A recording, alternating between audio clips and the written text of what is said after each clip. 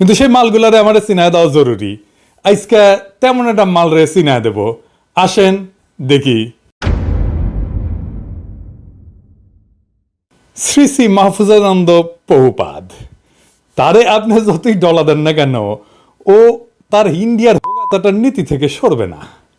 আমি কারো কারো সম্পর্কে বলি না যে ওরে গোয়া না মারলে ওর ঠান্ডা হবে না, মাহফুজানন্দের একটা মাইন না দিলে সে ঠিক হবে না।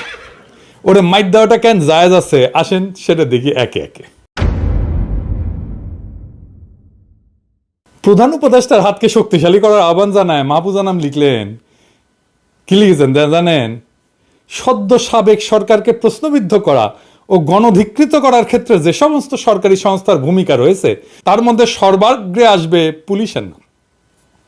ক্ষমতাসীন আওয়ামী লীগ তাদের দলীয় বাহিনী হিসেবে পুলিশকে ব্যবহার করছে, পরবর্তীতে গল্পের ফ্রাঙ্কেনস্টাইনে পরিণত হইয়া নিজস্ব স্বার্থ সিদ্ধিতে মশগুল হইয়া পড়ে এ বাহিনী। আগের মতোই নতুন শাসকদের অধীনেও তাদের আচরণ অপরিবর্তিত রয়েছে, এখনো তারা আইনের অপব্যবহার করে যাচ্ছে।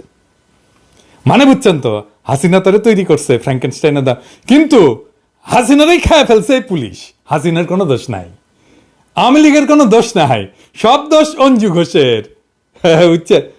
আরে এডিটর সাহেব, ভুল করেছি, নন্দ ঘোষের। দেখেছেন আমার এডিটর নন্দ ঘোষের ছবি দিচ্ছে, নন্দ ঘোষের ছবি নাই, হ্যাঁ টোলার ছবি দেন। মাহফুজা নামের মতে যত দোষ যখন টোলার, তার ছোলার ছবি দেবেন, তাই না? এর আগেও বেনজিরের ঘটনার সময় বলেছিল যে আমরা জানতাম সবই কিন্তু লিখি নাই। সরকার হয়তো কিছু বলতো না কিন্তু পুলিশ বলতো। শোনেন, আমরা কিন্তু এই যে আইজিপি বেনজিরের যে তার যে কুকর্ম আমরা কিন্তু মিডিয়াতে জানতাম, কিন্তু রিপোর্ট করতে সাহস পাইনি। আপনি হয়তো কিছু করতেন না, সরকার হয়তো কিছু করতো না, বাট ওই ধরনের একটা পাওয়ারফুল আইজিপি সে তো একটা সাংবাদিকরা কি না করতে পারত। মানে পুলিশ মানে সরকার না, তারা সরকার চালায় না, এটা সরকারের বাইরে একটা এন্টিটি। এই হইতেছে তার বুঝ। মানে সে কয় সরকার ভালো, পুলিশ খারাপ। আমরা সরকারের ভয়ে না, পুলিশের ভয়ে থাকি। আরো কি লিখেছে দেখেন, গণমাধ্যম অফিস বা টেলিভিশন স্টেশন ভাঙচুরের ঘটনা অত্যন্ত নিন্দনীয়, খুবই কথা, সত্য কথা, যার সর্বশেষ উদাহরণ হইতেছে ইস্ট ওয়েস্ট মিডিয়ার অফিসে ভাঙচুর। এসব প্রতিষ্ঠানের হয়তো অনৈতিক নীতিমালা মেনে চলেছে, একপাক্ষিক অবস্থান নিয়েছে, বা ক্ষমতাচ্যুত সরকারের সেবায় নিয়োজিত ছিল, ওই নিজেও কালে নিয়োজিত ছিল, সেটা আমরা পরে দেখবো। কিন্তু জোর কইরা তাদের কণ্ঠরোধ করে দেওয়া যাবে না, কারণ ও জানে যে ওরেও এই বাড়িটা দেওয়া হবে। সাংবাদিকতার চর্চায় তারা যতই স্থূল অনৈতিক হোক না কেন, ও জানে যে সেও স্থূল, সেও অনৈতিক, কেউ না কেউ দেখাই দিবে। আজকে আমি দেখাই দিব। যাই হোক, কইতেছে প্রতিষ্ঠানের কর্মীদের উপর শারীরিক নির্যাতন, তাদের গ্রেপ্তার বা ভয় দেখানো উচিত না। মাহফুজা নাম, আপনি তো মেলা নিজের জ্ঞানী বলে মনে করেন, শিক্ষিত বলে মনে করেন। মুসলিনীর গল্প জানেন? 1943 সালের মুসলিনীর পতন ঘটে, এরপর মুসলিনীর সমর্থনে থাকা সংবাদ মাধ্যম প্রোপাগান্ডার মেশিন আক্রমণের শিকার হয়।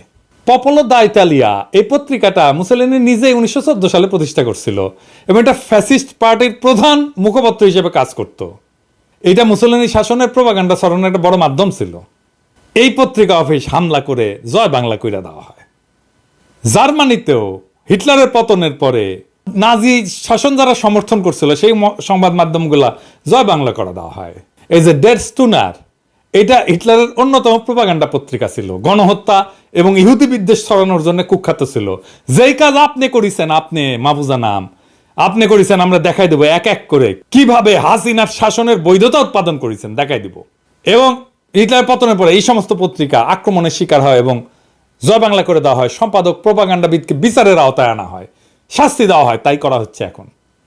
স্পেনে ফ্র্যাঙ্কো শাসনামলে একটা পত্রিকা ছিল আরিবা বলে, ওইটা ফ্র্যাঙ্কো সরকারের প্রচারণা চালাইতো। ফ্র্যাঙ্কোর মৃত্যুর পরে জয় বাংলা করে দেয় পাবলিক।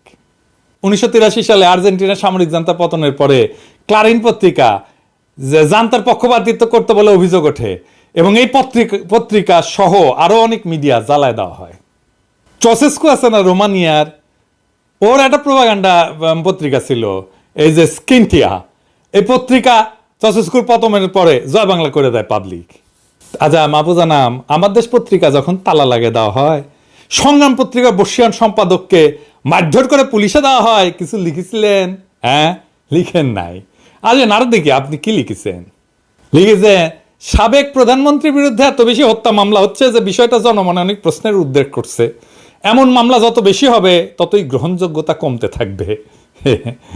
এ ভালসিউন, এ মাহফুজা নাম, এই যে এতগুলো শহীদ হয়েছে এটা কার নির্দেশে হয়েছে? হাসিনার নির্দেশে হয়েছে কিনা? হাসিনারে দায় মুক্তি দেওয়ার কাজ এখনই শুরু হয়ে গেছে। কেমন জাউরা দেখছেন? ওর জাউরা আরো দেখিচ্ছি, দাঁড়ান। এবার আসেন তার পত্রিকায় ছাপা কিছু নিউজ আইটেম দেখি। আপনারা তো শুনলেন মাহফুজ আনন্দ কইল যে বেনজিরের ডরে সব আকাম জানার পরেও লিখতে পারে নাই। মানে নিলাম আপনি ভীতু। তাহলে মাহফুজ আনাম আপনার পত্রিকার slogan journalism without fear or favour, এটা লেখার নৈতিক অধিকার আপনার আছে? হ্যাঁ, আচ্ছা তাও ধরে নিলাম যে আপনি ভীতু, কিন্তু তাও লিখবেন যে নির্ভয়। কিন্তু হোগা চাইতেন কেন বেনজিরের? হ্যাঁ, দেখেন বেনজির প্রমোশন পাওয়ার পর ফুল বা মিষ্টি নিতেছে না উপহার হিসেবে, এটাও ডেলি স্টারের নিউজ হয় 2 কলামে। এখন আবার কোয়েন না মাহফুজা নাম যে হোগা চাইতো বাধ্য করতো। তাও মাইনে নিলাম যে আইজিরে দেখা ভয় পাইতেন, তার হোগা চাইতেন। বড় হোগা, আইজির হোগা বলে কথা।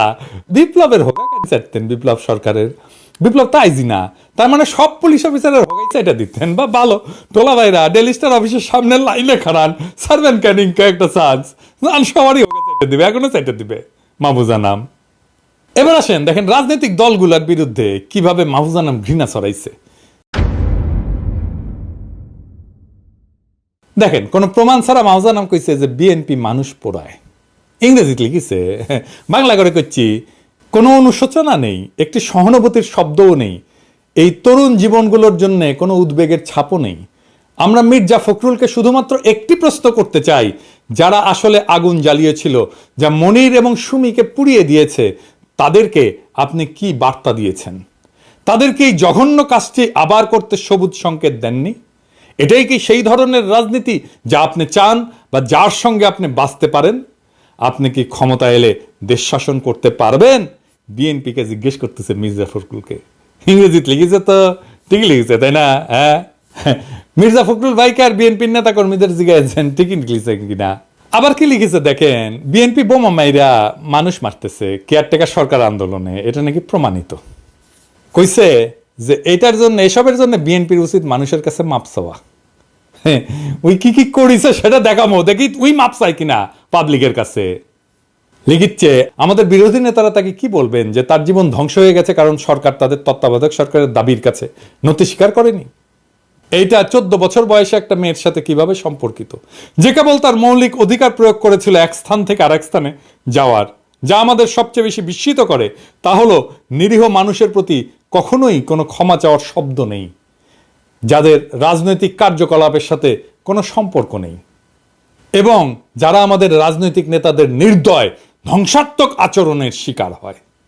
চিন্তা করেন, হাসিনার কোনো নির্দয় আচরণ নাই, কখনো দেখবেন না সে লিখছে হাসিনার নির্দয় এবং ধ্বংসাত্মক আচরণ। এই যে এতগুলো মানুষে মারলো, এতগুলো ছাত্ররে মারলো, কখনো সে লেখে নাই। কি লিখেছে সেটা আমরা দেখবনি। হ্যাঁ,